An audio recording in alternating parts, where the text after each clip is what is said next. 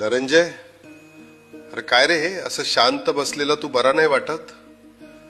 महाराष्ट्राच्या राजकारणात अनेक लोक पाहिले, पण तुझ्यासारखा संघर्षातून उभा राहिलेला ढाण्या वाघ शोधून सापडणार नाही. पण धनंजय, त्या दिवशी माझा ढाण्या वाघ असा ढसाढसा रडला, हे मात्र मला अजिबात आवडलं नाही. दादा, कसं आवरू रडणं?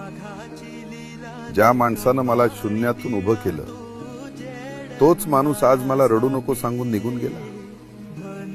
अरे रडायला नाही, लढायला शिकवलंय मी तुला. तू मला नेहमी म्हणायचंस ना, दादा तुम्ही माझा आधार आहात. अरे पण मला तुझा अभिमान होता.